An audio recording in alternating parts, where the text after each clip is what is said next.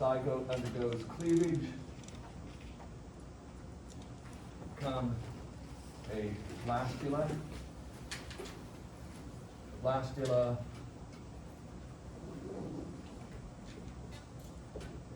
undergoes gastrulation, become a gastrula. And then from then on, it becomes, depending on what clade you're talking about, they'll take different directions. But nonetheless, all animals are going through this. And so these major distinctions here between protostomes and deuterostomes have to do with these early stages, okay? For example here, cleavage. Cleavage can come about in these two groups differently, okay? For the, going to work? Darn. Batteries must be dead. He had to stand here. Okay. The early cleavage up to the 8-cell stage, okay? Because first of all, we have here 2 cells, 4 cells, 8 cells, okay? The pattern of cleavage at the 8-cell stage can either be spiral in the protostomes or radial in the deuterostomes. So what does that mean? What does that mean? Okay, so here we have the 4-cell stage. This protostomes and deuterostomes. And then when these cells divide, it becomes 2 stacks of cells.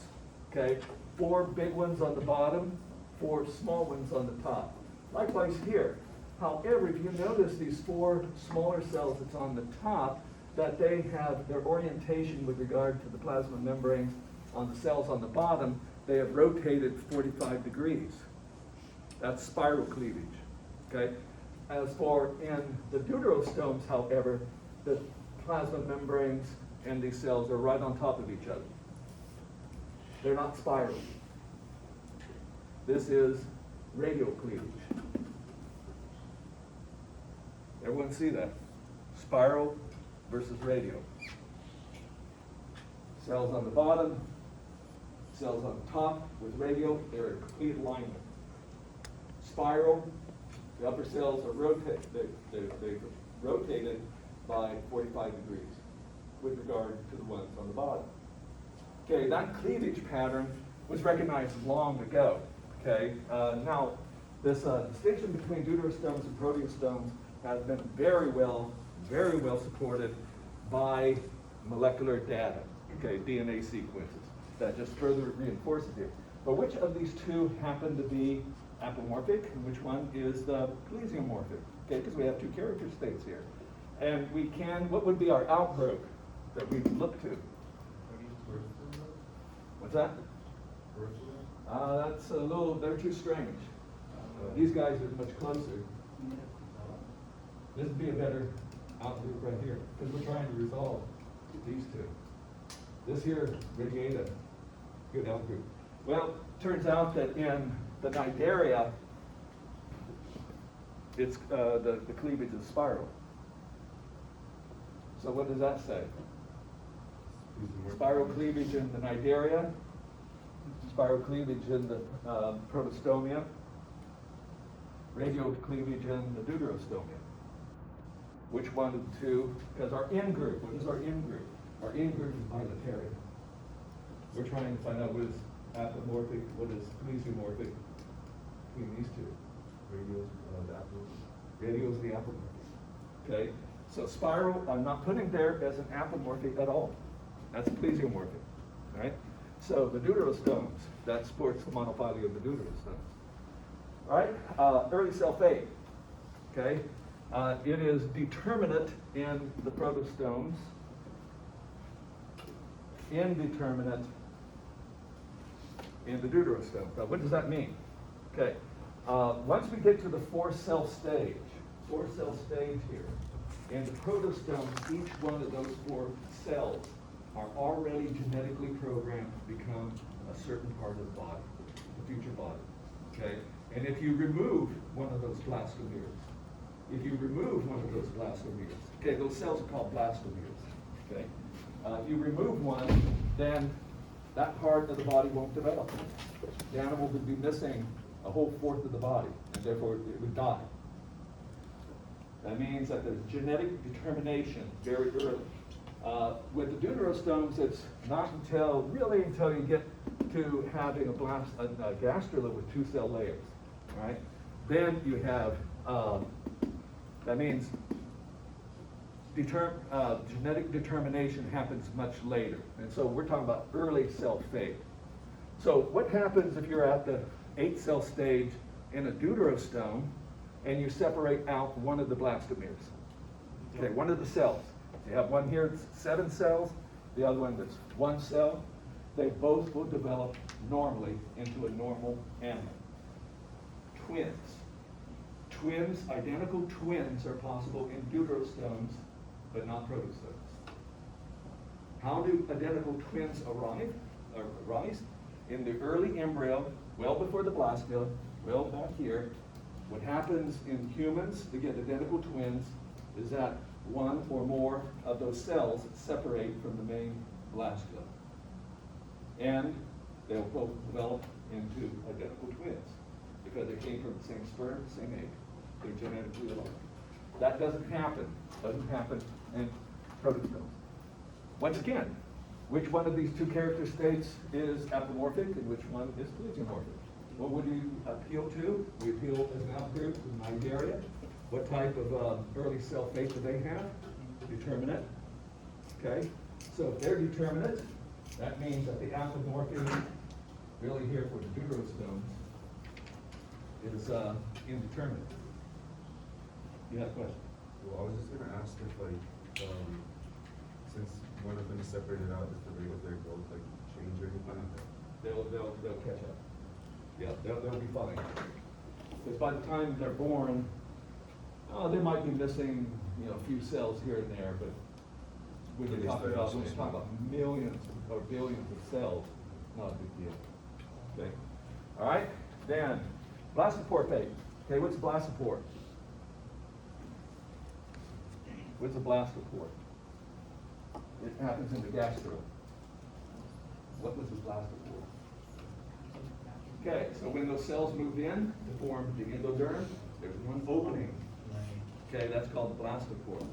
Now, that can further develop, oh, come on. Why? There's no reason for it.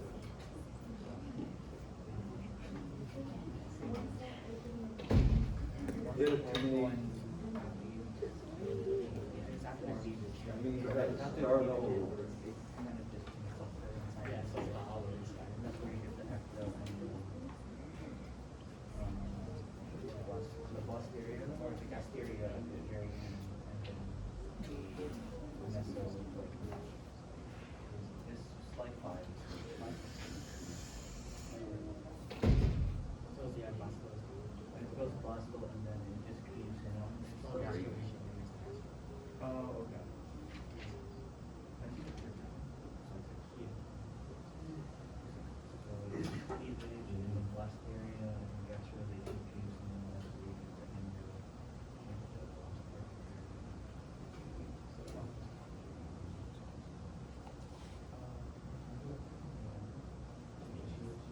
All right.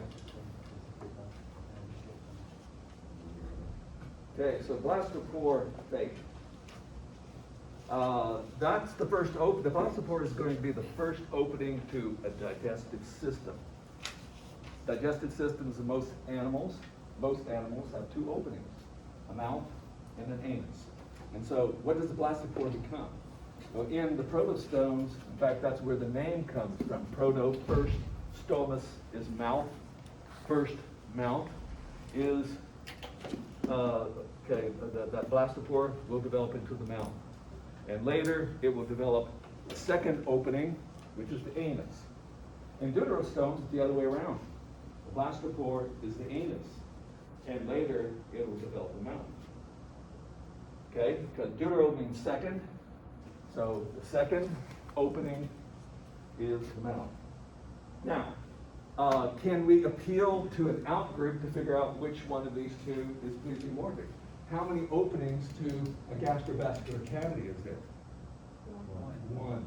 Okay, so we can go to the periphery. There is no such thing as a digestive system there. and therefore we don't have an outgroup to appeal to. That wouldn't make any sense.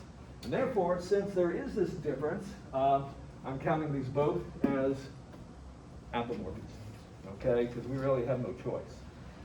We know that the protostomes, the blastospore becomes the mouth, deuterostomes, the blastospore becomes the anus.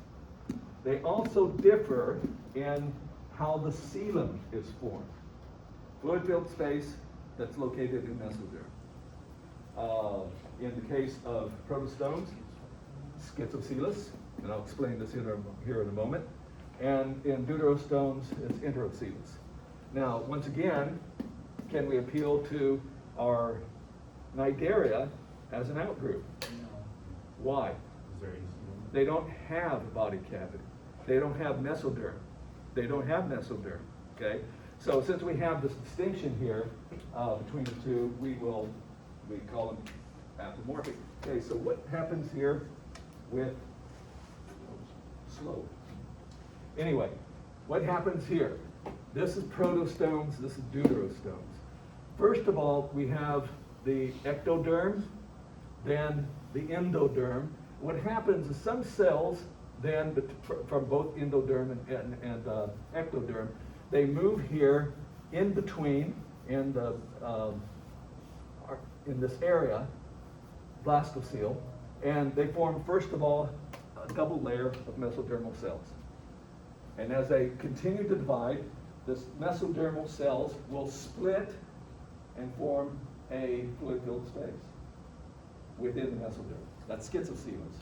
Schizo in this case meaning split. Okay, so it's splitting of the mesoderm forms the coelom. In the deuterostomes, it's called enterocoelous.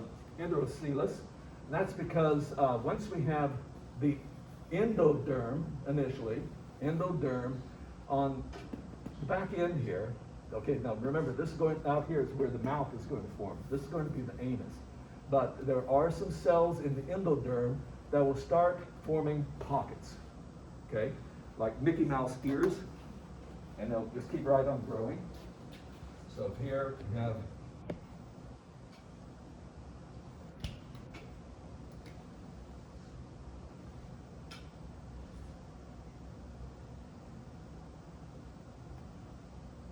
should use a different color here when we get learning how colors.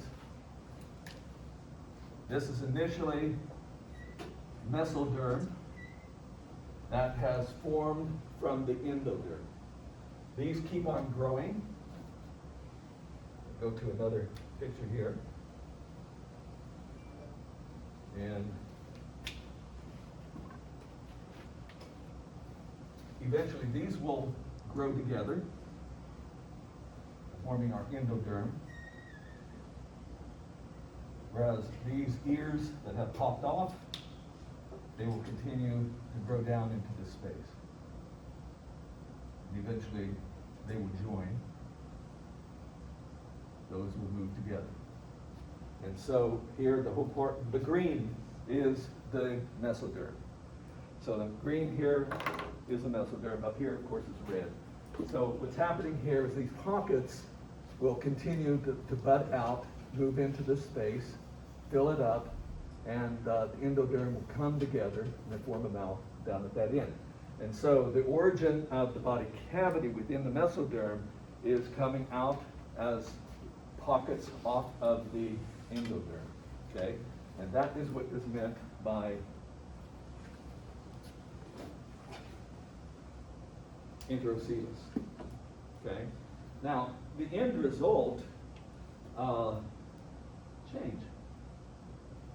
My goodness, it's slow, 5-10 seconds. Anyway, in the end, they look pretty much the same, all right, in terms of where the body cavity happens to be. All right, so those are the difference between protostomes and enterostomes. Okay, now going into our protostome. So we're going to look at protostomia. We belong to deuterostome. Okay, we're going to be down on that way somewhere. Okay, so with the protostomes, there's two major branches, Lophotrochozoan And Albatrochozoa, however, we don't really have any good morphological characters that hold them together. There are some technical things having to do with their larvae. I'm not going to go into that because it would take too much time to be able to explain, but it's very well supported by DNA data. Okay, so I'm not giving any apomorphy here for Albatrochozoa. And what I should have done here. So really, I've given you 4 apomorphies for Neutostomia, 2 for Protostomia. Yeah, so did you say there's no for law? There's no apomorphic for law? I'm not giving you one, yeah. There are, but they're a little bit technical, I don't want to go into. So this is going to be supported, I'm not going to get it. This is supported just by DNA evidence. So is the acoelomate, the secondary loss of coelom, not apomorphic? It will be for some other group Oh, okay. within it, but not that for the Albatrochozoans as a whole. Okay? All right? And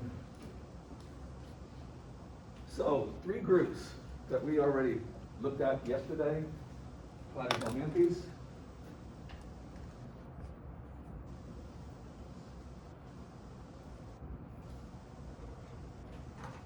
and Mollusca, and Annelida. Okay? And you notice I'm putting them there as a tritome, okay? As a tritome. It's because we're not going to worry about how they're related to each other, right? So these groups, Platyhelminthes, these are flatworms, that's their name. They were originally believed to be a basal to the animals, to the Bilaterians, because they're acoelomate. They're acoelomate. Based on DNA evidence, however, and I want to remind you that the tax that I'm putting up here is not all of the animals. There's a bunch of groups I'm leaving out. I'm only hitting the major ones, the major groups that are big, species rich, and there's a bunch of other ones that you'll probably never encounter in your life that are not up here, okay? So, but nonetheless, of these Platyhelminthes, they appear pretty far up into the tree compared to some other animals I've left off. And so the interpretation now is that they are secondarily a coelomate. In other words, they lost the body cavity. Okay, because we would have expected a body cavity there, but they don't have. So they're solid. So really the apomorphy here is loss of the coelom. Okay, so that just only is for Platyhelminthes. See that? Because the others up here, they have coelom. Okay? And of course, this is just some aspects of their anatomy. They have a gastrovascular cavity, okay? One opening, and that is the mouth. Anus, you saw that with the hydras yesterday. Simple nerve net, however, a little bit more complicated, the nervous system compared to cnidarians. Cnidarians do not have a brain, and that should be a politician's hope, because cnidarians have been around for millions of years. Nonetheless, still the nervous system here is more consolidated. They do have in the head part ganglia that serve as a brain and solid nerve cores that go down the ventral side. Some degree of cephalization. When you look at the planarian, you could very easily tell where the head was. Okay, some of the groups. And also, another apomorphy for this group is that their dorsal ventral is flat. What do you think the significance of that happens to be? First of all, yes. What is cephalization? Say what? What is cephalization? Cephalization is the formation of a head. Oh, okay. Okay, they have a distinct head. All right? So some of these can get fairly big, but they don't have a circulatory system. Okay?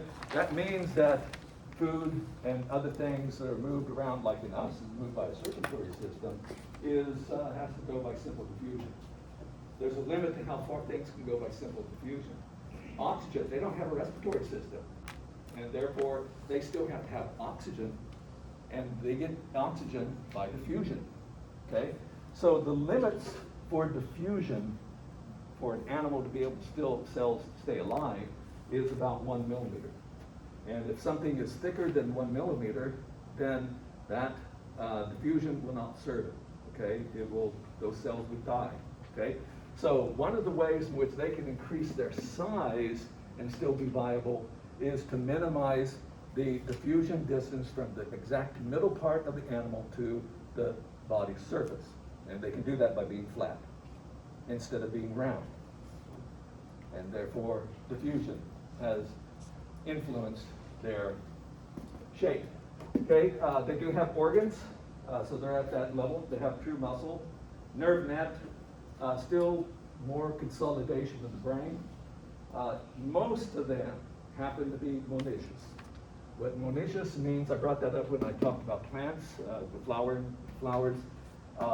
that an individual organism is monoecious if it produces both eggs and sperm, that they're both male and female. Now, usually these do not mate with themselves, okay? They can't use their own sperm to fertilize their own eggs, because these are genetically incompatible. They still have to outcross. All right? Dioecious, that means separate sexes. Males have testes and produce sperm. Females have ovaries and they produce eggs, but not both. Okay? So most of these happen to be monoecious. There are exceptions. Okay, the 3 groups belong to them. And you only need to know, I'm putting up the scientific names for these, but on any exam, you would just need to give the common name to them. All right, tubularia, these are planaria, and they're free living. What I mean by free living, it's not that they're out on the streets of Berkeley. Free living here means that if they happen to not be parasites. Okay, they feed on other things in the environment. Usually they're found in water, sometimes in very moist soil. Trematoda, these are flukes, liver flukes, and other types of flukes. They are all parasitic. They live inside of other animals. And Cestoda, these are the tapeworms. And tapeworms are very interesting because one thing that I could give here as an apomorphic, but I'm not going to give any apomorphs for any of these groups right here, is that they don't have a digestive system. But they're probably an ancestral flatworm was very much like a tubularian. They have a gastrovascular cavity. These have a gastrovascular cavity. Cestodes do not. So how, if they don't have a gastrovascular cavity, how do they digest their food? Do they rely on just digestion in the host? They rely on the digestive process of the host, because where do you find tapeworms? You find them in the intestine, okay? So the host cell is digesting, okay? And their body consists of a headpiece called a scolex that has suckers and teeth. This is what it embeds on the intestinal wall so that they are not swept out. And then there's, they look like segments, but they're really not segments. Proglottids, one after another. These proglottids are just filled with testes and ovaries.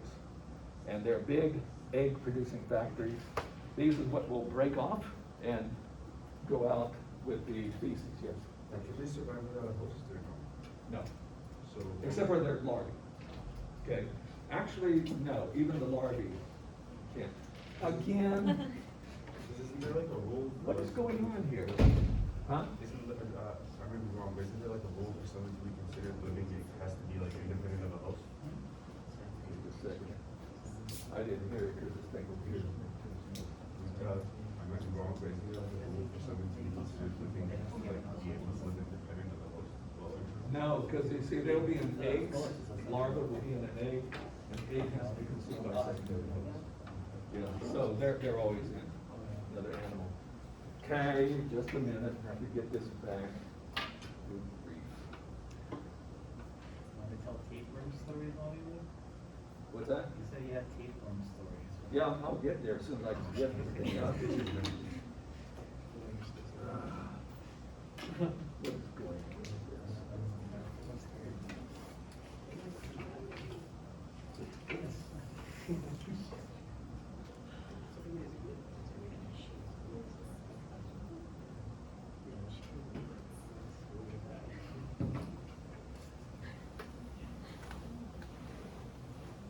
they've disappeared, there's no signal.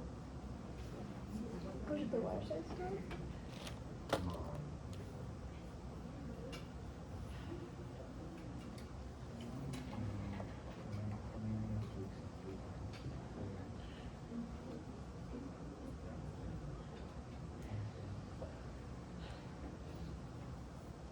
Well, the connection has completely disappeared.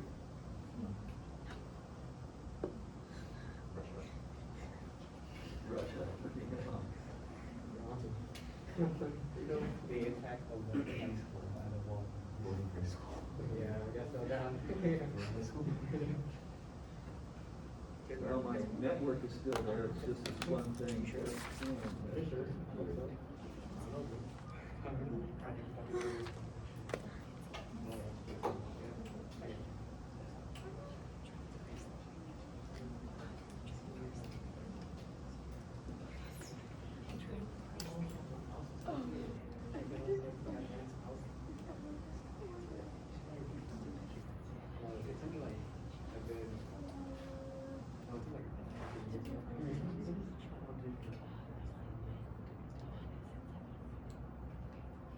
Well, seems to be gone.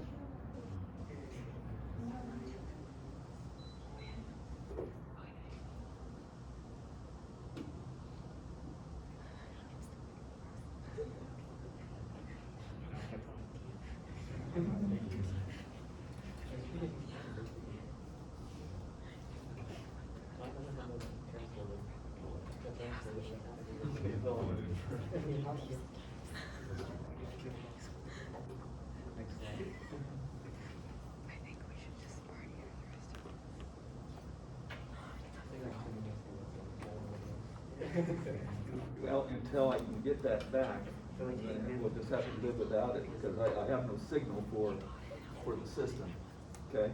So, so you want stories, okay? So, one of them, if you're on slide 29, because you guys should have slide 29. 29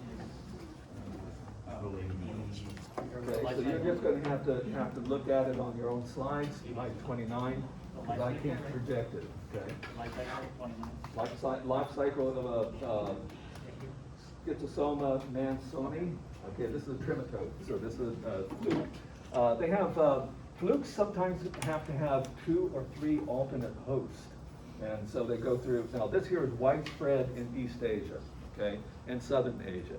This particular thing, what happens here is that the adults, they live in the veins and the intestines. And here they do have separate sexes, males and females. Usually the female and male are attached to each other, okay? And so that makes it convenient, all right? And so that they mate and will produce eggs.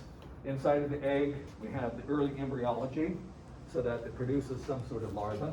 And of course, those eggs are then evacuated from the individual through the feces. And if the feces happens to be in water, where people can be walking around. Well, first of all, they have to, when the eggs hatch in water, they will then enter into certain species of snails. So these larvae, first of all, when they hatch out of the egg, they're a certain form, but they will bore into the skin of a snail. And there they will develop further, and in fact, I believe they even divide asexually there. Not sure about that. But anyhow, they develop. Eventually, they will leave the snail and be swimming in the water. And if people are walking in the water, then these will come up to the legs and bore into the skin. And you never know it. You don't feel a thing because they're real small. And once they get into your circulatory system, they will move throughout the body until they arrive into the veins, into the intestines, where they will develop then into the adults. Is this mostly like rice fields? Yes, yes. But it could be rivers, it could be ponds. It happens in those places too. So right now, there's millions of people who happen to be infected with this. All right, looks like maybe the signal has come back.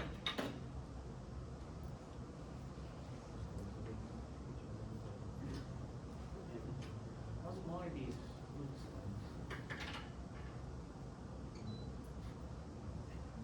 They must be really small.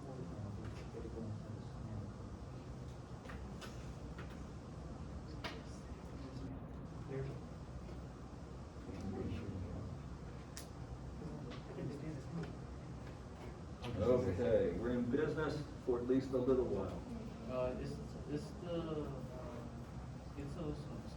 it's that parasitic to the snail? Okay, what's that? Is it? That's the. Yes, it's parasitic on the snail too. Oh. Yeah, okay, so it's, and there's some of these trematodes that sometimes even have more complex life cycles where they will have maybe 2 different hosts that are not mammalians and so have 3 hosts altogether, yes. Like, how small are they that they can just like go into your? Oh, they're real dinky. So Yeah. they can just like go Yeah, through but your the pores? worms themselves, when they're adult, they're big. Oh, okay. Yeah, but they're pretty small. Yeah, because they just bore right in through your skin. Like through your pores or? Yeah, Oh, okay. So they don't have to like bite or anything. they what? Like they don't have to bite. No, well, they have to chew a hole through your skin, yes. Oh. But you usually do not feel it, yeah. How do you take it out of your liver? Well, in the veins, there are certain types of medicines that you can take, but it depends on how bad the person is infected. Because if you have all these dead worms inside of you, then that can create quite an immune response on your body to this dead material. So it really depends on how bad it is. But there's medicines that you can be given. They're just gonna be in your veins and intestines. They'd be in the veins and intestines, yes. But you have to have some way for your body to deal with it. Because something dies there a lot of times, you do have these cells, immune cells, eosinophils, and even macrophages, they can still break some of that stuff down. But it depends on how bad it is. How do you know you have fluke though? Like, how do you, like, what are the symptoms? Like, if they I'm not real sure what the symptoms are, yeah. Like, they stay in the veins in your gut, but are they able to travel to other places in your body? Usually they stay in that particular part, because if they go somewhere else and then release, it depends on the fluke. This here was schistosomiasis, okay? Other flukes will go to your liver, and some even to your brain, okay? So it really depends on the species. And I'm just using this as one example. But they stay near the gut for like nutrition and stuff, or? Yeah, yeah, they're also feeding on themselves too, okay? Yes? What typical environment are they usually in? Okay, you need What is to, the typical environment that you usually in? they're typical of some animal. No, environment, like area. Well, they're everywhere. Okay, you even have them in North America, so there's quite a variety of them. There are more higher species numbers of these in tropical areas, okay, than a lot fewer in temperate regions where it's cooler, but you still have species of flatworms. When we dissect frogs after spring break, sometimes you find flukes inside of them. And since these are freshly killed frogs, very often we find not liver flukes, but flukes, trematodes in their lungs. And we dug them out. And the flukes are still alive. Okay? All right, cestodes. Okay, let's go on to cestodes. This is the scolex under the microscope. These are what they use, those are suckers, hooks that they bed into the wall of the intestine. Then each of these little divisions down here, proglottids, and they're just filled with testes and ovaries. Okay, and so no digestive structures, as I said. And typical life cycle of a tapeworm that gets into humans. You pick it up by eating undercooked beef. Undercooked beef. So think about that if you like raw steak, or rare steak. Oh, like tartare. Oh, okay. So what happens here? For humans, this is a dead end. Okay, humans are dead end hosts. What I mean is it's they didn't evolve to be in humans. This is what they usually do.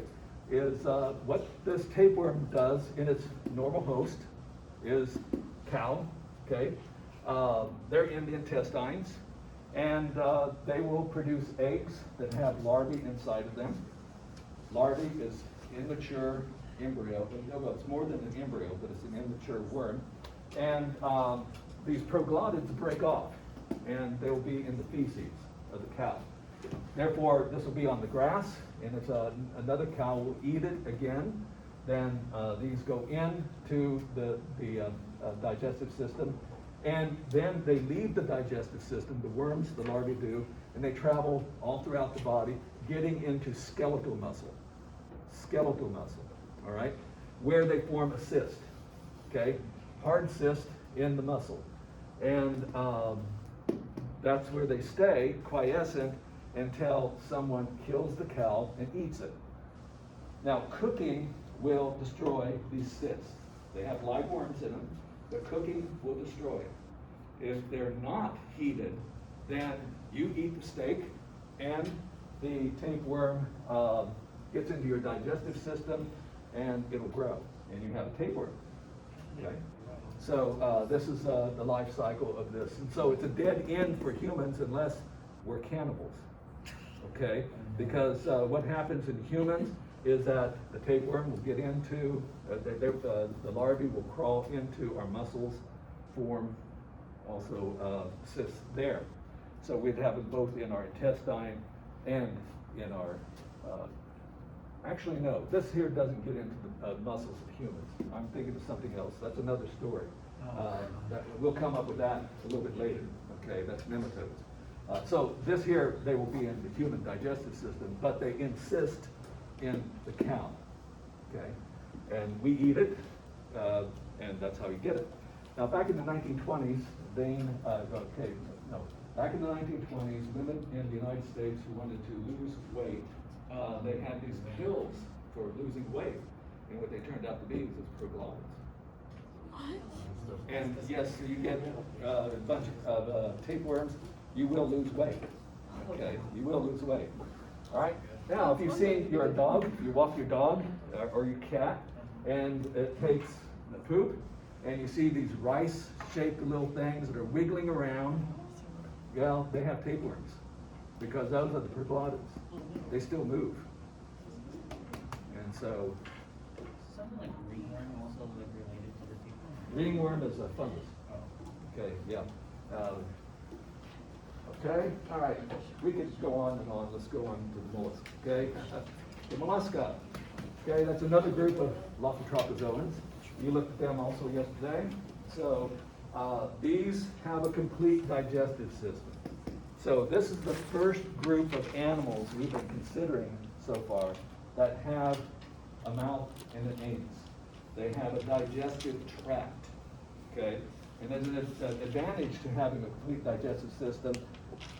Food moves in one direction. And furthermore, you, as a result of that, you can have a more specialized, regionally specializations along the digestive tract. You can't do that with a gastrovascular cavity. Right, so it's a little bit more complicated. Some of the derived characters is that this group, and I'm going to give several, but usually on exams and quizzes I only ask for 2, but sometimes it behooves you to know them all. Okay, a muscular foot. Now what is this? We're using this word foot, because we can't come up with bunches of new terms. And so we reuse words over and over again. This is not a foot. What it is, it's a muscle for locomotion. And for example, in snails, the bottom part of the body here, that is the muscular foot, all right? And so it is what can move the animal. And so that is a unique situation for them. This visceral mass I'll talk about here in a moment. This is really unusual. This here, they have another layer. It's still of ectodermal origin, but another layer that lies outside of the epidermis. Epidermis is the skin. But this here grows from the back and completely goes around the animal, forming another cavity that is continuous with the outside, and that is called a mantle. So a mantle is another apomorphy here, and I'll just show you, this is a picture I drew, sort of illustrating it. So if we took a cross section through this animal here, through a mollusk, what we'd have here is what I'm calling here the visceral mass. That's just all the organs inside the body, the reproductive organs, the digestive organs, nervous system is inside there, respiratory system is inside there, okay? But growing out of from the dorsal side, it's another flap of ectodermal origin. So this right here is the epidermis. This here is the skin. That is the skin, all right? And the mantle is something extra, and it can close, creating what is called a mantle cavity. All right, so the mantle cavity is a consequence of having a mantle. So that's not an apomorphy. The apomorphy is the mantle, and very often the mantle will secrete a calcium carbonate shell. So in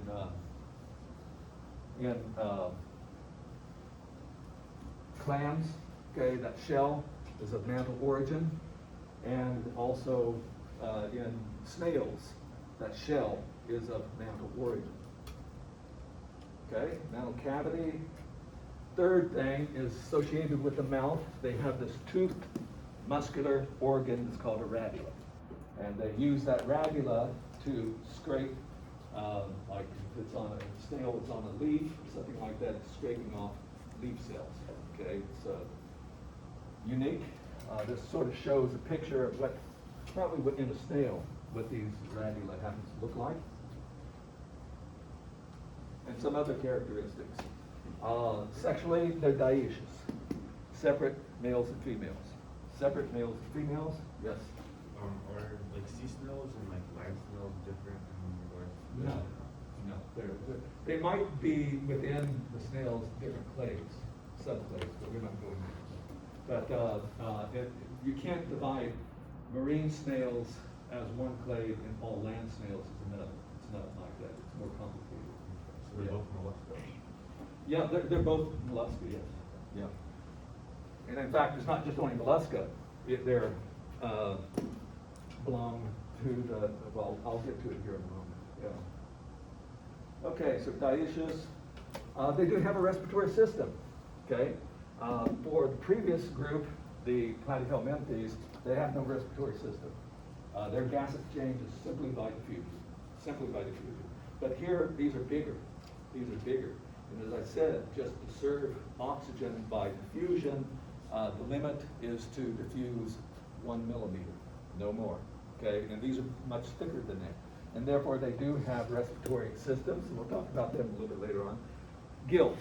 Now, as I go into physiology, I'll point out that what we call gills and what we call lungs are by, we use those words based not on apomorphies, okay? They're not homologous unless it's within a clade, okay? They're homologous within a clade, but these have evolved many times independently, and their structures are different. The whole point is that a lung extracts air, oxygen from air. A gill extracts oxygen from water. That's all, okay? But within the mollusca, of course, the gills are homologous, but they're not homologous to the gills of a fish. Okay, completely different clade. All right, so they have those. In fact, if I go back here, very often in clams, where you'll find the gills is that they're hanging right here in the mantle cavity. Okay, and on Monday, I will dissect for you a clam, and I'll go through, put you into small groups, maybe divide the class up into 3. You don't have to dissect a clam, I will, but I will give you a tour of the body of the clam. Okay, and I'll point that out, these gills. And they also have a circulatory system. They're big enough, okay, in order to move materials within the body, but this is called an open circulatory system. And we'll get into circulatory systems a little bit later on. But to explain what do I mean by an open circulatory system, it's probably easier to explain, first of all, what a closed circulatory system is, because that's what we have. We have a closed circulatory system. We have 2 different types of body fluids. One is called blood, and the other is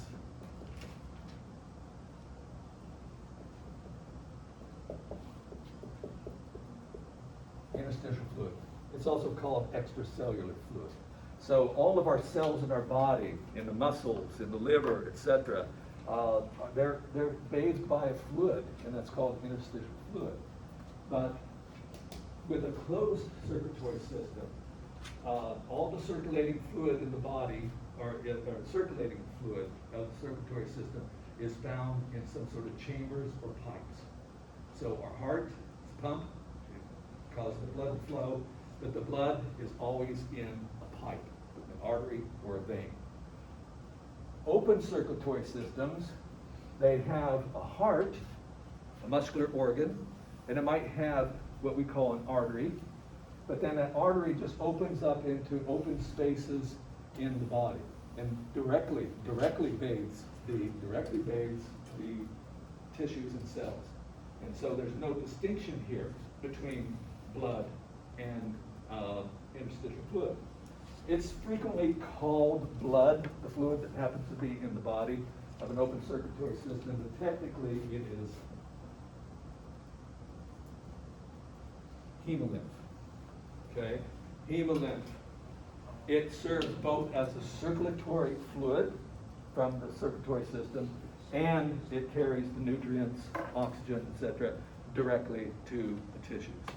Whereas here, the circulatory fluid is blood, and then we have an exchange system where materials can move from blood into interstitial fluid and vice versa. And we'll cover that later, yes. Is hemolymph just in mollusca or in everything? Is it what? Is it just in mollusca or is it in everything? No, it's, we're going to see that there's a lot of animals that have open circulatory systems. That Not have just hemolymph. mollusca. That have hemolymph? So closed circulatory systems probably evolved from open circulatory systems. That's plesiomorphic, but closed circulatory systems, once again, have independently evolved in several groups. So when it goes to the heart, does it separate into two different fluids, or is it always one? No, same fluid. What happens is that as the heart happens to relax, it stretches, there's holes in the heart that bring in the fluid. And then those holes have valves on it, so that when the heart contracts, those valves shut, and the heart compresses the fluid, same composition of the fluid that is on the cells, and pushes it out a pipe called an artery, but the artery will open up into an open space and it's back onto it. So it's just, the heart is just there keeping the stuff stirred up. And it isn't by accident that the largest animals that have ever been on Earth and are still on Earth, the largest animals have a closed circulatory system. Because that type of circulatory system, open circulatory system, has its limitations as to how big you can get. Okay? All right? And so we're jumping ahead in physiology here a little bit. Okay? The groups. You just need to know, I'm not going to say much about these. You don't come across them very much, but they're called chitons. I put up Polycopra. You just need to know them as chitons. That's all. Okay, this here common word. Main thing that they have is they're probably closer to the ancestral mollusk form. You know, they have a muscular foot on the ventral side and a mantle cavity, but they basically have these mantle plates. Those have been secreted by the mantle cavity, or mantle themselves. And so 8 plates. I put it up here as an apomorphy, but I'm never going to ask you for apomorphies for this group. Okay, just extra information. Because I'm going to cut this down a little bit so that we can move along. Gastropoda. Okay, this is another group clade within the mollusca. And I do want you to know these are gastropods. Gastropoda, that name is worthwhile. These are snails and slugs. Okay, you were asking about them. All snails and slugs belong to this. Now, the difference between a snail and a slug has nothing to do with phylogeny. Okay, that just happens. What a slug is a snail that doesn't have a shell. That's all. They don't have shells. And in the phylogeny of the Gastropoda, that has happened independently in different subclades more than once. Okay, so there's no phylogenetic relationship between slugs. Okay, it just happened. They still have a mantle. Major thing here that's apomorphic for this group is internal body torsion. Now, what does that mean? Normally, with all animals, you have a mouth, digestive system, anus, and all the organs, you know, arranged around there. But in the snails, as they go from the larva to the adult, is that the body twists so that there's a loop in the digestive system. Sometimes that twist in the body is a good 180 degrees. Okay, because if you look here, here's the mouth, stomach, intestine, and the anus is right there. They poop on their heads. Ew. Okay? Yeah, so things have been twisted. And that torsion you can also see in the mantle the mantle shell. It's spiral. Okay? And that's part of the torsion, body torsion. So you really, the anus, instead of being back here, it's way up here. Okay? So that's that group. Gastropods. Bivalvia. Yes? So when you said like they twist, do they actually twist their? Now, the whole body development will, first of all, they start out as, embryos and young snails. They will be normal, but as they progress, that middle part of the body will twist. Yeah. The whole body, that includes the internal organs. They end up in a different position than what they would normally be. So it happens to them. Okay, bivalvia. These are clams, oysters, scallops. They're also mollusks. And here, why are they called bivalvia? Because they have two mantle shells. Okay, those are called valves. Okay, the mantle shells are called valves. Now it's going to be interesting because when you look at these, what is anterior? They're still bilateral animals. They have a head, but when you look at a clam, where is dorsal side? Where is the ventral side? Where is anterior, posterior? That's interesting to try to figure out. When you see them on cartoons, they're like this, right? Like that. They open up and you see a pair of eyes looking out at you. That's absolutely wrong. Okay, absolutely wrong. All right, so where is dorsal side? See this bump right there? That's called an umbo. Okay, it says a ligament, but it's called an umbo. The bump is. Okay, umbo. And that is closest to the head. The umbo and also this ligament, that's a elastic connective tissue hinge that holds the two valves, the two shells together. That hinge is dorsal. That hinge is dorsal. With the umbo, it's closest to the anterior end, over here. This is posterior end. And therefore, the inside of that shell is the mantle cavity. And then you have the animal right in there. The foot is down on the side of the shell that opens, the bottom. So really these things are oriented like that, not like that. This is their general orientation. They will open up and put out their foot, muscular foot, down here to dig into and burrow into sediments. Okay, that's how they're oriented. And they're pretty unique because they're filter feeders. And what does a filter feeder mean? It means that they have to circulate water through the mantle cavity where they capture small organic material, eggs, bacteria, etc., and that's what they eat. And so how it does it is on each side. Okay, let me go back just a moment because I have that picture that I drew. If this were a clam, this is the dorsal side. The muscular foot is down here. This is also where the shell can come together. The mantle is a layer of skin that is on the inside, right here. This is the epidermis, and when the shell is closed, then there is a fluid-filled space here that is called the mantle cavity. Now, also there's a pair of gills. They're one cell layer thick, and they're sort of V-shaped, that will fall right in this area, okay? And those so-called gills, there's a more complicated word for them. Each is called a ctenidium. The C is not pronounced. Ctenidium, but they function. They do function in gas exchange. They do that, but they also collect food. They also create the water currents that's necessary for filter feeding. Okay, because how does it work? They have two large muscles called adductor muscles. There's posterior adductor muscle, anterior adductor muscle, and these muscles are going from mantle shell to mantle shell. And so when those adductor muscles, adduction means a movement toward the midline. Movement toward the midline. Okay, that's adduction. And so these muscles, when they contract, they close the shell.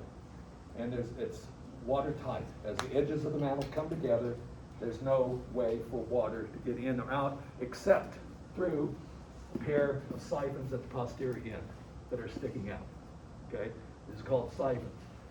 So there are on the conidia, the gills, there are cilia. They're ciliated, and as the cilia beat, that is what creates the water current. Okay, water doesn't move for free. It has to have some sort of force. And it's the beating of the cilia that pulls water in the ventral in current siphon. This will circulate ventrally, anteriorly, and then cross toward the dorsal side and going over the surface of these gills. These gills are covered with mucus. And bacteria and other organic things get caught on that mucus. And so these are also for gathering their food. They're filter feeding, they're for oxygen, carbon dioxide exchange. They create, thirdly, the water current. This water will exit through an X-current siphon, and that's how they work. Now, the cilia, not only do they produce the water current, but they move this mucus that has embedded food on it up to the mouth. And they have here two things that are called palps. Flaps on each side of the mouth, and these palps will swing over, pick up this mucus, and stick it in their mouth. Okay, so this is how they feed themselves. All right, so this is sort of analogous to you having breadcrumbs on your table, and you wet your finger, slip the finger through there, put it in your mouth. Okay, it's exactly what they are doing. All right, so those are clams. When you eat scallops, what does your scallops look like? How many of you like to eat scallops? They're like, it's like a cylinder, right? And then like. It's nice and round, right? You know what that is? So your adductor muscle? It's the adductor muscles. Okay, so you're eating, the adductor muscles are really big. Okay, really big. And that's what you're eating. Okay, last group here, Cephalopoda. This is a very smart group of animals. Some of these are very intelligent. This is octopus, squid, nautilus, and so forth. What it stands for, cephalos is head, podos is foot, because the muscular foot in this group has fused with the head. In fact, we find the muscular foot, it surrounds the mouth. The tentacles on squid, the tentacles on an octopus, these are the muscular foot. Okay, that's what they're derived from, the muscular foot. Most of them are predators. So the apomorphy here for them is that the head and foot are fused together. The tentacles happen to be the foot. Okay? And a lot of times they have lost the mantle shell. Some species will have a thin mantle shell, except for the nautilus. I'm talking about squid. Sometimes they'll have a mantle shell, however, it's sort of buried inside of the mantle tissue. And but most of them do not have it. They're predators. They have a very well developed nervous system, and they have a closed circulatory system. Okay, so here, closed circulatory system evolved independently. All other mollusks have open circulatory systems. Why do you think they have a closed circulatory system? Because that delivers oxygen, food far more rapidly to muscles than an open circulatory system. These are predators. They move fast. They can move very fast. And so the evolutionary consequence, they're pretty clear. Is the closed circulatory system Well, this has evolved so many times, I'm not counting it as an apomorphian, and I'm trying to keep the apomorphies down. But it would be, but it's convergent, okay, with a lot of other animals, yeah. On these slides, you put reduction or loss of mantle shell as an apomorphy, but is it? It could, the loss of the mantle shell could be counted as, yeah, I would count that, yeah. Yeah, loss of the mantle shell, that would work. With the, it works for most of them, but not for the nautilus. Okay, yes. Are both of those bullet points, consequences of fusion movement, or is it apomorphy? Say what? The bullet points, are they, consequences of that apomorphy? So the fusion of the head and foot, that's one apomorphy. And I'm saying that the reduction or loss of the mantle shell, yeah. Okay, we can count that. It's good for squid and octopi, these two, but this here is actually a basal group. Okay, it's at the base. Doesn't stand for that. This is not an apomorphy. I'm just saying what they are. Okay, and then our annelida, our last group here of Lophotrochozoa, and I hope I get it Ecdysozoa because that's what we're going to go on to Monday. These are segmented worms. Okay. Now segmentation is another structure or feature that has evolved in animals independently more than once. This is the first time we've ever mentioned it. Okay. But there's other groups, including ourselves, vertebrates. Even though you don't see that segmentation, you don't think it's there, but it is in primitive vertebrates or primitive chordates. We're chordates. We still retain a bit of that segmentation by the repeated vertebrae in our backbones. Okay, what segmentation is the repeating of body parts in a serial fashion.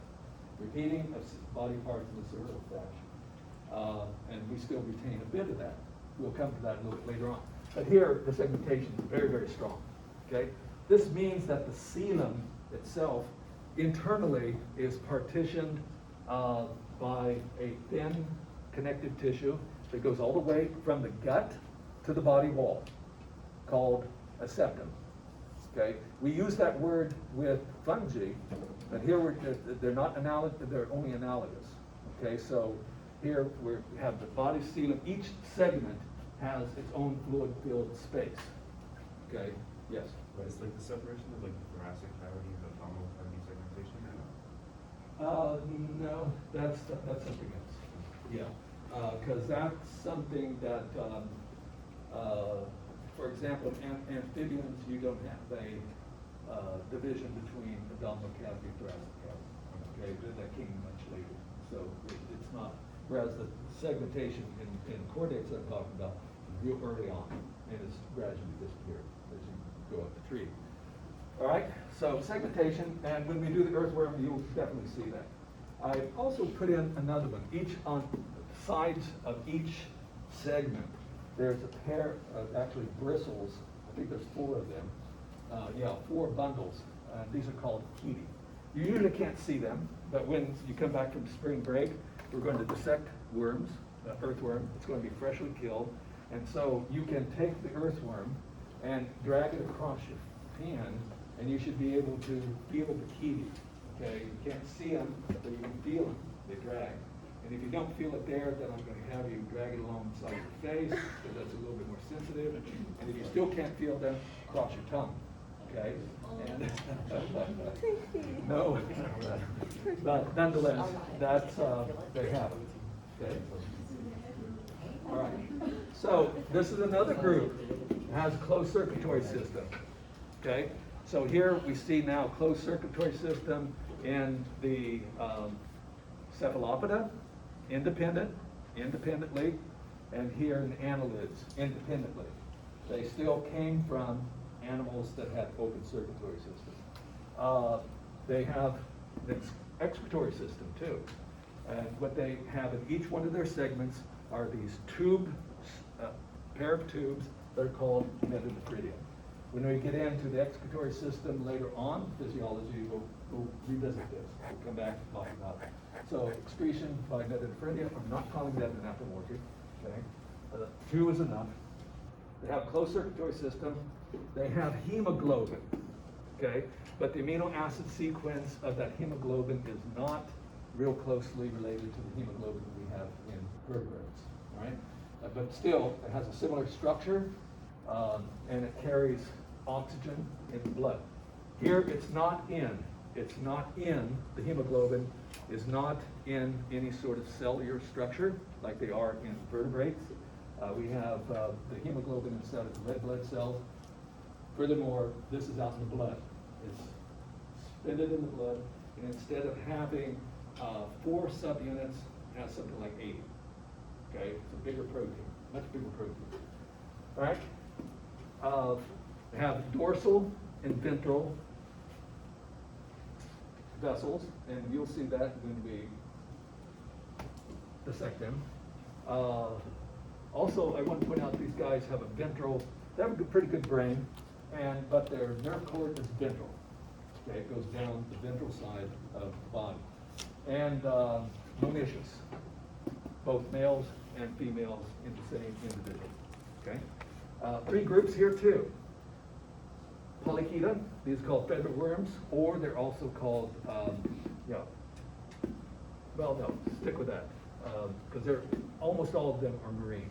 Now, what they have is the chaetae, those bristles, happen to be found on the exterior part, or flaps sticking out that are called parapodia. And so that's an apomorphic for this group, parapodia. I'll show you pictures of it. Another clade is the Clitellata. They have something that's called a clitellum, and I'll point that out too in a moment. And there's 2 groups within the Clitellata: Oligochaeta, earthworms, and Hyridinia, leeches. Okay, so this is the diversity within this group. So I'll show you some pictures. Everyone have this before I move on.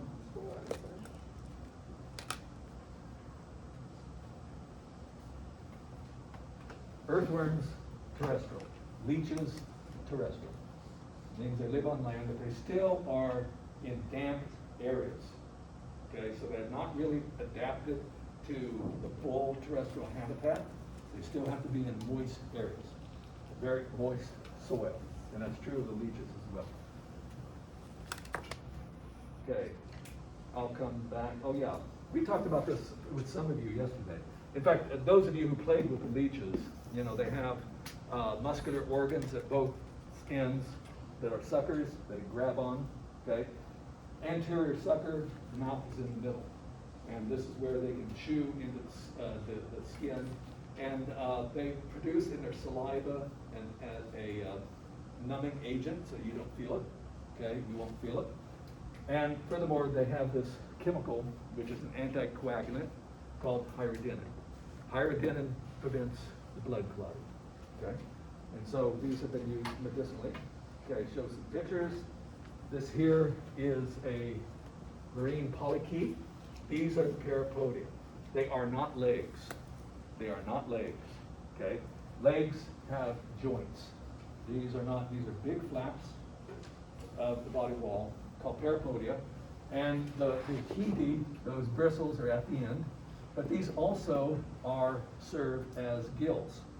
These are all marine, they live in the water, and this is where gas exchange takes place, also the parapodia. Parapodia also can help them, usually these things are in burrows. They're usually in the ocean, in burrows, and they can move up and down the burrow with the, due to movement of the parapodia as well. Also, the parapodia sort of can anchor them in the burrow so that it's not easy to pull them out, okay, by a predator grabbing them, trying to get them out. Clitellum is that fat structure there that you see on earthworm. Leeches have it too, but it's very, very hard to find it, okay? Because if you go back here to the classification, Clitellata, Oligochaeta, Hyridinia, Clitellum. They both have that, okay? But that is that wide spot. And what it is involved in is reproduction, okay? So these are where the openings to the testes, sperm production exits the body. That's also where the vagina happens to be. We call that vagina by analogy. okay? And I'll talk about how they mate, and also they put their eggs in a cocoon, and the cocoon is made by structures inside the clitella, so it's involved in reproduction. All right, we'll talk about that later. Now, a little bit more, we go now into the Ecdysozoa. The Ecdysozoa is going to have two major groups, but one of those groups is very important and very large, and I'm going to divide it up into many different planes.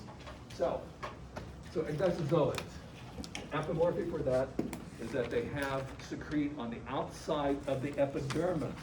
They secrete on the outside of the epidermis a cuticle that contains a lot of protein called collagen. Okay? And this means that when they try to grow, that creates a problem. Okay? That creates a problem because it's sort of like living in a suit of armor. Okay? So you have this hard structure on the outside of you, and you eat, you grow, eat, you grow. Eventually things get a little tight, right? So to grow, they have to molt. What molting is they have to shed the cuticle. They have to shed the cuticle and then secrete a new cuticle. And this is called ecdysis. Okay, that's the fancy word for molting, ecdysis. And that's why they're called ecdysozoa. All right, now, if we were measuring the length of the animal, okay, this here is length, and this here is time. What we'd find is that the growth would be something like this. It'd go up a little bit, but then when it undergoes ecdysis, there'd be a sudden jump in the length. And then it would grow like this, and then when it molts again, we increase in size. Because what happens when it sheds its skin, or not its skin, its cuticle, it's not the epidermis, this is not the epidermis, it's outside of the epidermis, is that it will form a split down the middle of it, and the animal has to crawl out, and it leaves the cuticle behind, and it has to puff itself up either with air or water. So it fills its intestines and everything with air or water to puff up, and its epidermis secretes a new cuticle. And it takes some time. You have to wait until all those proteins cross-link and become solid, then it can relax. And now it has space to grow. Okay? So this here is not a graph showing the increase in weight. It's a linear dimension on the animal. Okay? Because as it is feeding, it will increase weight because it is growing. But here, it has to shed that cuticle in order to grow further once it reaches a certain limit. And so this is the ecdysozoans. One group, it's not very well studied, is Nematoda. And this is at the level of phylum in a, I don't know you. I don't know anyone in New York City. Okay, so nematodes, these are called roundworms. We have a lot of different worms. And in this class, I'm only going to go through 3 of those groups, but the general body form of a lot of animals is as a worm, tube. Okay, we have flatworms, we have segmented worms. These are called roundworms. Okay, and there's bunches of them, and they're not very well studied.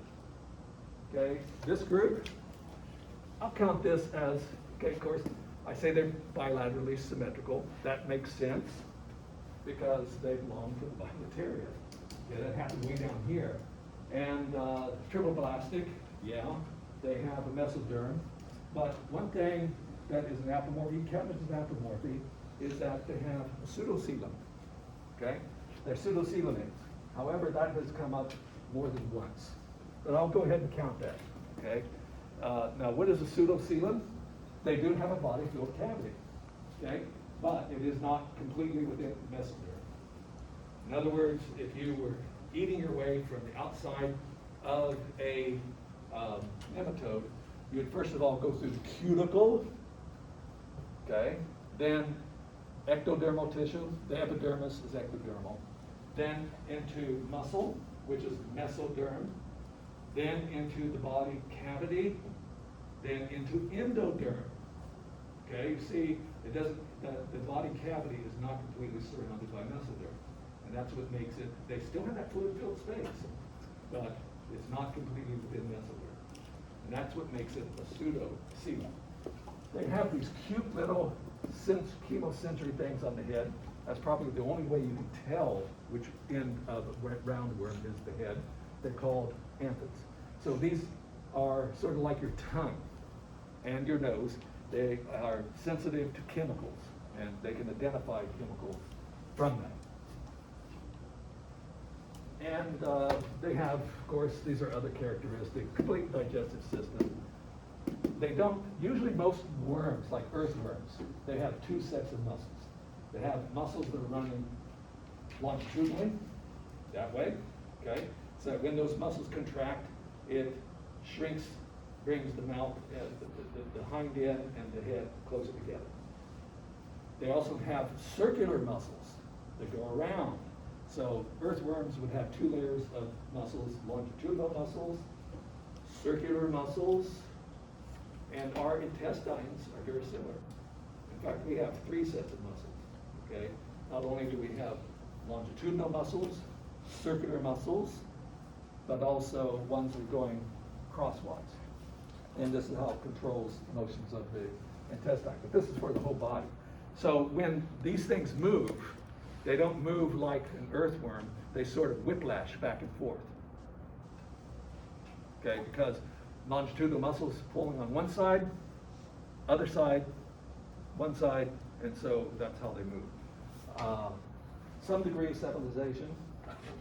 They are dioecious, and most of them have internal fertilization. Okay, earthworms have internal fertilization as well. But when we get to reproductive systems, I'll go into more of that later. They do have a brain, and they have 4 ventral nerve cords, longitudinal cords, going down the ventral side of the body. All right, and yeah, their brain is just goes around the pharynx, neural tissue that goes all the way around, and that constitutes the brain. Okay, so this is a typical nematode. Some of these can get really big. The vast majority of them are really, really small. And furthermore, a lot of these are parasites. They're living inside of other animals or even inside of plants. And they're very numerous, okay? This is the head, cute, okay? That's the head. That's the mouth. These are the anthids, okay? And here, this is the posterior end, usually pointed. This is a male, because the female wouldn't be that pointed, okay? The head is up here, okay? Nematodes. Some of them can be very, very prolific. Some species, they've done studies that they can lay 200,000 eggs per day. Most of them go nowhere. As far as their ecology, a lot of them are decomposers. They live in organic material, not lignous organic material or cellulose. They can't digest cellulose, they can't digest lignin, but still other types of organic debris, dead animals, okay, they'll live inside them. Many of them are parasites, and sometimes they're very numerous. So when we dissect a frog, once again, we'll probably come across some live nematodes, because that's happened before. Have quite a few then, okay? There was another study showing how, these are real small. There was one study where they found a rotten apple out underneath a tree and took it apart and counted how many nematodes happened to be in it, and they counted 90,000 individuals. Farmland, 1 inch deep, 1 inch deep, 1 acre. Different species of nematodes, but collectively the number of individuals, 3 billion nematodes.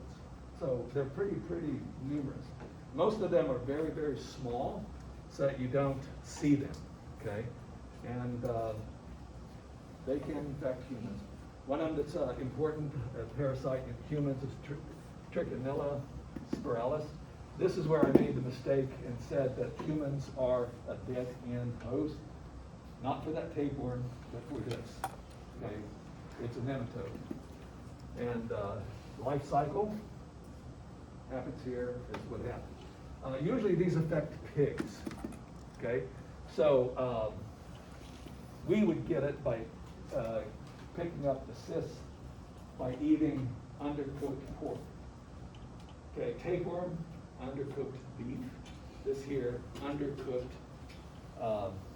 pork. So it happens if you eat pork, then these cysts get into your digestive system, they hatch, and then they'll attach to, this is in the pig actually. This is in, pigs eat pigs. Pigs will eat anything, okay? And even rats. This can be in rats as well. And so pigs, when another pig dies, they will eat it, okay? And this is how the pig gets it, by eating another dead pig. Because where these cysts are is in the muscle, the skeletal muscles. They get into the digestive system and turn into juveniles, which will then bore through the body wall of the intestine, where they grow to the adults and reproduce sexually. And so when they reproduce sexually in the intestine of the pig, their larvae will then get into the bloodstream and go to the skeletal muscles where they embed. Okay? Now how do they get passed on? When the pig dies and another pig eats that meat, they will pick up the cysts. If humans take that pork and don't cook it, cooking will destroy them, is that then this will get into the muscles of the human. This is where I said humans are a dead end host, because the only way that those cysts, those larvae can be passed on is by eating the human, and we're not cannibals. Okay, so it's a dead end for them. However, when these things get into the muscles, it's very painful. Okay, if you have enough of them, movement of the muscles, very painful. Okay, and so this is, yeah, so I said pigs pick it up, scraps from other infected animals. Could be a rat. Okay, rats have them too. Okay, and this is where this Trichinella spiralis goes from. This is you'll see a slide of this on Monday. This is a cross section through skeletal muscle of a pig. This is the worm. Okay, now remember this is a three-dimensional structure, and you have a worm, it's all coiled up, and so when you make this thin slice through it, you're not going to have a nice straight worm. Here's where that's sort of, the knife sort of hit it longitudinally. Over here is where it's almost a cross section and so forth. But here you have all these cysts all through this skeletal muscle. And it is, as I said, can be very painful. And once it's in the human muscles, there's not much you can do about it. Okay? Hookworms. Okay, this is in the southern part of the United States, little tiny worms living in the soil. People walking barefoot, these things will burrow into the bottom of your foot and then get into your bloodstream and go various places in the body.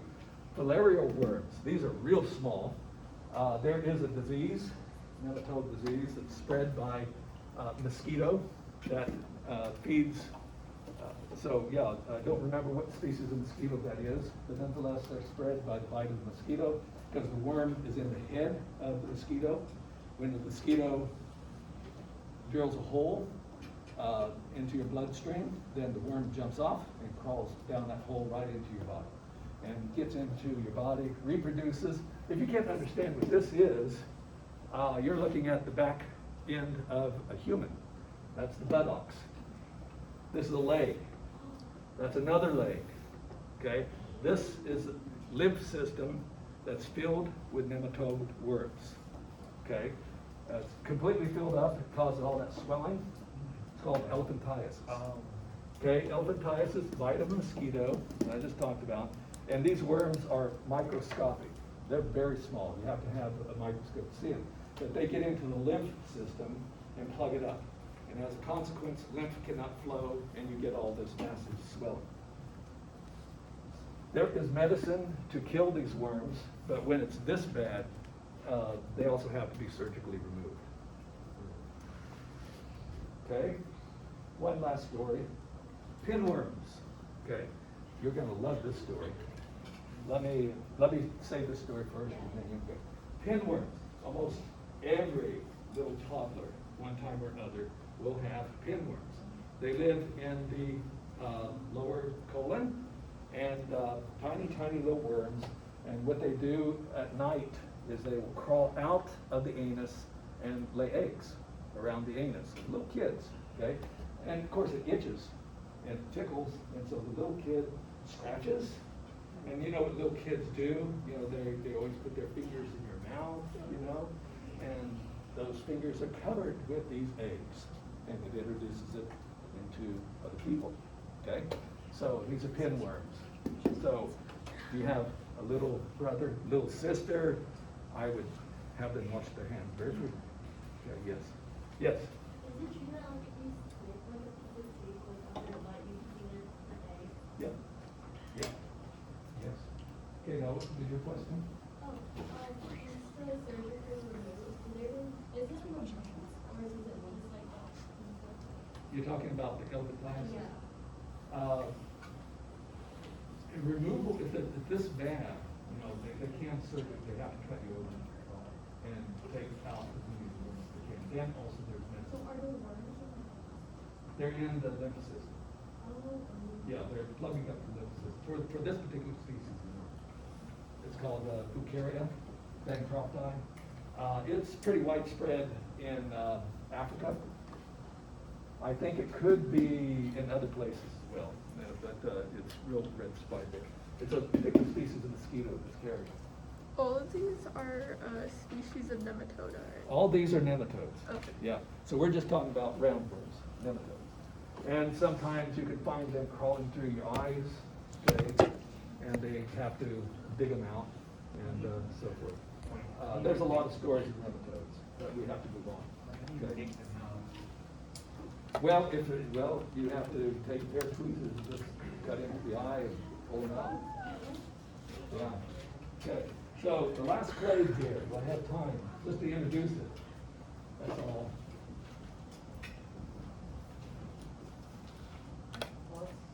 The last one of the Molphotropozoans, or ecdysozoans, sorry. Arthropoda. I'm going to run through some slides real quickly just to show you the groups. We'll talk about them next Tuesday, okay? In fact, the quiz next week will only contain what I started on Tuesday to here. Okay, what did I start on Tuesday? Now let's, I finished up the Basidio by COVID, right? Okay, so we're going to do it this way. It's only going to be the animals. Only the animals. Okay, the fungi won't be on this. Only the animals up to slide 43. Okay, so I'm just going to introduce you to these animals real quickly. What are they? Spiders, ticks, mites, scorpions, crayfish. This is the biggest group of animals. It's the biggest, most species-rich group of clade of all life. There's more species in this group than there are bacteria, trees, plants, fungi, everything else. These outnumber, okay?